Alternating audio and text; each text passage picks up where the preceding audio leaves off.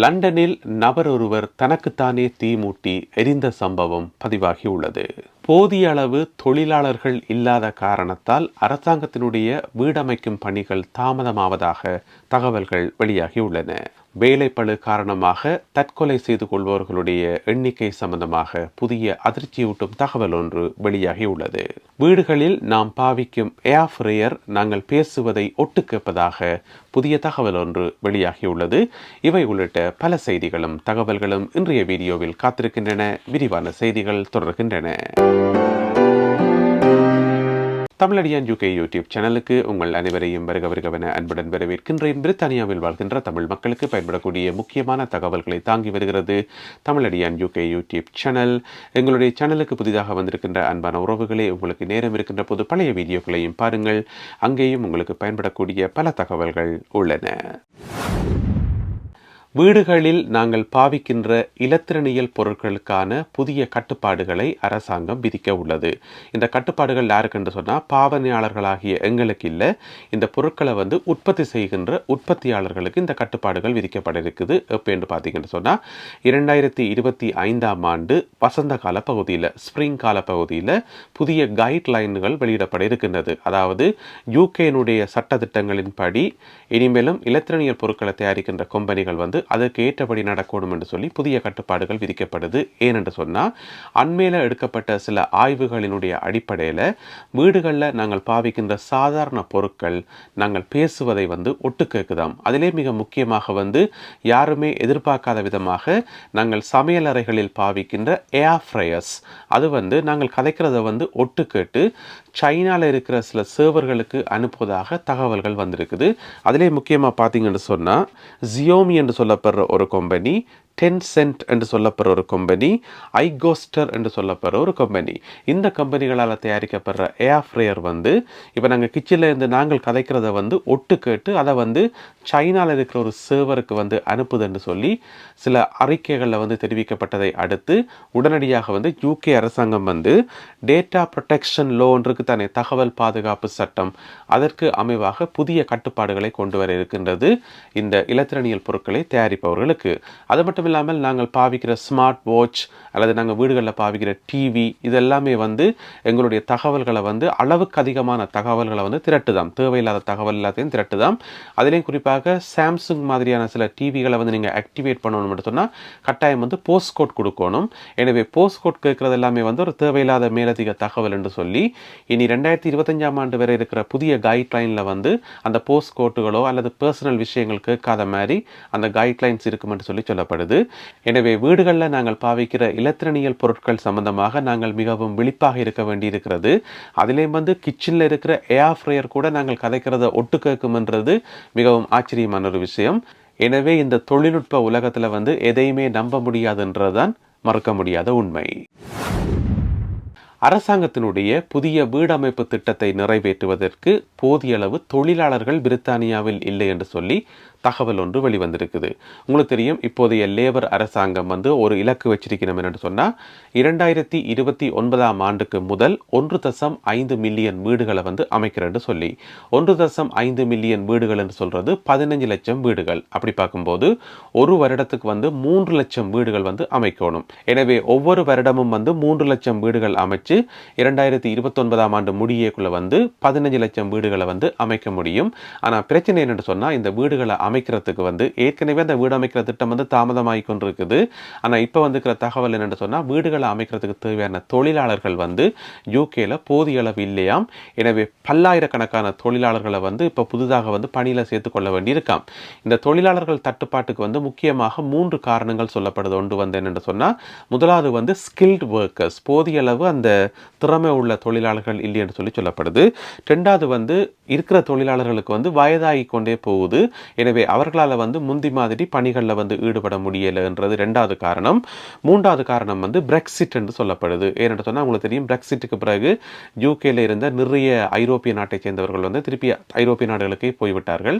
அந்த அடிப்படையில் தொழிலாளர்களுக்கான தட்டுப்பாடுகள் நிலவுது என்று சொல்லப்படுது. எனவே இந்த 3 காரணங்களாலையும் போதிய அளவு தொழிலாளர்கள் யூகேல இல்லை என்று சொல்லப்படுது. அதனால அரசாங்கத்தினுடைய இந்த வீடமைப்பு திட்டம் தாமதமாகலாம் என்று சொல்லி எதிர்வு கூறப்படுது. இந்த தகவல்களை வெளியிட்டிருக்கிறது யாருன்னு பார்த்தீங்கன்னு சொன்னால் HBF என்று சொல்லி ஒரு அமைப்பு இருக்குது. அதாவது the home builders federation, the home builders federation என்று சொல்லி அவையெல்லாம் இந்த தகவலை வெளியிட்டிருக்கணும். அதோட எந்தெந்த தொழிலாளர்களுக்கு தட்டுப்பாடு நிலவுது என்று சொல்லி ஒரு பட்டியலும் வெளியிட்டிருக்கிறார்கள். அதில் பார்த்தீங்கன்னு சொன்னால் 20,000 பிரிக் லேயர்ஸ், உங்களுக்கு தெரியும் வீடு கட்டைக்குள்ள அந்த கற்களை அடுக்கி பிரிக் லேயர்ஸ் என்று சொல்லுவோம். அதுக்கு 20,000 பேருக்கு தட்டுப்பாடு நிலவுதான். 2,400 பிளம்பர்ஸ் உங்களுக்கு தெரியும். 8,000 கார்பெண்டர்ஸ் 8,000 பேர் புதுசாக சேர்த்துக் கொள்ளப்பட வேண்டி இருக்குது. அதே மாதிரி 20,000 கிரவுண்ட் ஒர்க்கர்ஸ், நிலத்தில் நின்று வேலை செய்யக்கூடிய கிரவுண்ட் ஒர்க்கர்ஸ் 20,000 பேர் தேவைப்படுதாம். 1,200 டைல் பதிப்பவர்கள், 2,400 எலக்ட்ரீசியன்ஸ், அதே மாதிரி இன்னும் ஒரு 2,400 ரூஃபர்ஸ், கூரைகள் செய்பவர்கள், அதோட 480 என்ஜினியர்ஸ்.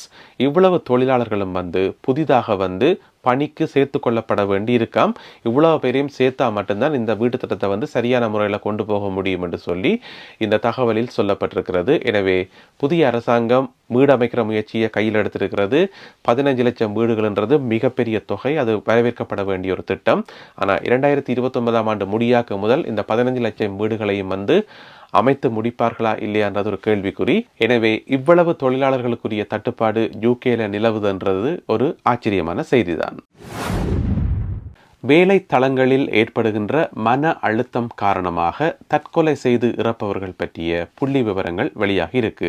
உங்களுக்கு தெரியும், ஒர்க் ப்ரெஷர் என்று சொல்லப்படுகின்ற வேலை தளங்களில் எங்களுக்கு பல்வேறு விதமான அழுத்தங்கள் வரும். இந்த அழுத்தங்களை தாக்க முடியாமல் கூட யூகேல நிறைய பேர் தற்கொலை செய்யணும் என்று சொல்லப்படுது.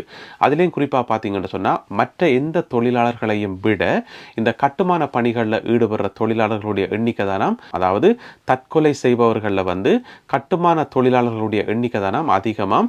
ஏனைய தொழிலாளர்களோட ஒப்படைக்க 4 மடங்கு அதிகமாம். கடந்த 10 வருடங்களில் பார்த்தீங்கன்னு சொன்னால் யூகேல கடந்த 10 வருடங்களில் மட்டும் 7,000 தொழிலாளர்கள் 7,000 கட்டுமான தொழிலாளர்கள் தற்கொலை செய்து இறந்திருப்பதாக இந்த புள்ளி விவரத்தில் சொல்லப்பட்டிருக்கிறது. இந்த புள்ளி விவரத்தை எடுத்த அந்த கம்பெனியினுடைய நிறைவேற்று பணிப்பாளர் அலீஸ் புரூக்ஸ் என்று சொல்லி அவ என்ன சொல்லிக்கிறான்னு சொன்னா, யூகேல 2.1 மில்லியன் கட்டுமான பணியாளர்கள் இருக்கணுமாம். இந்த 2.1 மில்லியன் கட்டுமான பணியாளர்களை 73% ஆட்கள் மன உளைச்சல் இருக்கணுமா, மென்டலி சிக்காக இருக்கணுமா, ஏன்னு சொன்னா வேலை பளு தாங்க முடியாமல். அப்ப இவ்வளவு பேர் 73% ஆட்கள் விருப்பம் இல்லாமல் மன அழுத்தத்தோட வேலை செய்யணும்னு சொன்னா அது மிகவும் ஏற்றுக்கொள்ளப்பட முடியாத ஒரு விஷயம். அதோட அவர்கள் கஷ்டப்பட்டு உழைக்கிறதுக்கு தேவையான சம்பளமும் அதுல கிடைக்கிறது இல்லை என்று சொல்லப்படுது. அதோட அலீஸ் புரூக்ஸ் என்ன சொல்றான்னு சொன்னா, நாங்கள் வசிக்கிற வீடு, நாங்கள் மறந்தெடுக்கிற ஹாஸ்பிட்டல், நாங்கள் பயணம் செய்கிற வீதிகள், இதெல்லாத்தையும் கட்டி எங்களுக்காக தர்ற தொழிலாளர்கள் மன அழுத்தம் காரணமாக, வேலை சுமை காரணமாக தற்கொலை செய்கிறது ஏற்றுக்கொள்ளப்பட முடியாத ஒரு விஷயம் என்று சொல்லி அலீஸ் புரூக்ஸ் அவர்கள் சொல்லியிருக்கிறார். அதே நேரம் இந்த துறையில நிறைய தற்கொலைகளும் நடக்குதுன்னும் போது இந்த துறையில போதிய அளவு சம்பளம் இல்லையா, அல்லது அளவுக்கு அதிகமான அழுத்தம் பிரஷர் கொடுக்கப்படுதா, அல்லது என்னன்னு சொல்லி தெரியல. எனவே இது சம்பந்தமான ஆய்வுகள் தொடர்ச்சியாக மேற்கொள்ளப்படுவதாக இந்த ஆய்வை எடுத்த நிறுவனத்தினுடைய பணிப்பாளர் அலீஸ் புரூக்ஸ் அவர்கள் தெரிவித்துள்ளார். லண்டனில் நபர் ஒருவர் தனக்குத்தானே தீமூட்டி எரிந்து தற்கொலை செய்ய முயற்சி செய்த சம்பவம் அதிர்ச்சியை ஏற்படுத்தி இருக்குது. இந்த சம்பவம் எப்போ நடந்திருக்குன்னு பார்த்தீங்கன்னு சொன்னால், நேற்று டிசம்பர் மாதம் 13ஆம் தேதி வெள்ளிக்கிழமை காலை 9:25 அளவில் லண்டனில் இருக்கின்ற இஸ்லிங்டன் பகுதியில் இந்த சம்பவம் நடந்திருக்குது. நபர் ஒருவர் நடுவீதியில் வைத்து தனக்குத்தானே தீமூட்டி எரிய ஆரம்பித்ததை அவதானித்த ஏனையவர்கள் உடனடியாக போலீஸுக்கு கால் பண்ணி, ஆம்புலன்ஸுக்கும் கால் பண்ணி அவர்களை சம்பவ இடத்துக்கு வரவழைத்தார்கள். போலீசார் உடனடியாகவே எரிந்து கொண்டிருந்த நபர் மீது தீயை அணைக்கின்ற திரவங்களை பாய்ச்சி அவரை உடனடியாக தீயை கட்டுப்பாட்டின் கீழ் கொண்டு உடனடியாக ஆம்புலன்ஸ் பிரிவினர் அவருக்கு அங்கு வைத்தே சிகிச்சையை அளித்துவிட்டு இப்பொழுது அவரை மருத்துவமனையில் சேர்ப்பித்திருக்கின்றார்கள். இந்த முயற்சியில் ஈடுபட்ட நபர் பற்றிய விவரங்களோ அல்லது ஏனைய விவரங்களோ இதுவரை வெளியாகவில்லை. இருந்த போதிலும் கூட மருத்துவமனையில் அனுமதிக்கப்பட்டிருக்கின்ற இந்த குறிப்பிட்ட நபருக்கு உயிர் ஆபத்துகள் ஏதும் இல்லை என மருத்துவமனை வட்டாரங்கள் தெரிவித்துள்ளன. பிரான்சிலிருந்து படகுகள் மூலம் பிரித்தானியாவுக்குள் வந்தவர்கள் பற்றிய தகவல்களை ஹோம் ஆஃபீஸ் வெளியிட்டுள்ளது. அந்த வகையில் நேற்று முன்தினம் 12ஆம் தேதி 9 படகுகளில் 609 பேர் சேர்ந்திருக்கிறார்கள். நேற்று வெள்ளிக்கிழமை டிசம்பர் மாதம் 13ஆம் தேதி 5 படகுகளில் 298 பேர் சேர்ந்திருக்கிறார்கள். நல்லது அன்பான உறவுகளை தொடர்ந்து இன்றைய செய்திகளும் தகவல்களும் நிறைவு பெறுகின்றன. இந்த செய்திகளும் தகவல்களும் உங்களுக்கு பயன்மிக்கதாக இருந்திருக்கும் என நம்புகின்றேன். அப்படி பயன்மிக்கதாக இருந்தால் இந்த வீடியோக்கு ஒரு லைக் போடுங்க. இந்த வீடியோவை உங்களுடைய உறவினர் நண்பர்களுடன் ஷேர் பண்ணுங்க. மீண்டும் மற்றும் ஒரு வீடியோவில் உங்களை சந்திக்கின்றேன். அதுவரை நன்றி, வணக்கம்.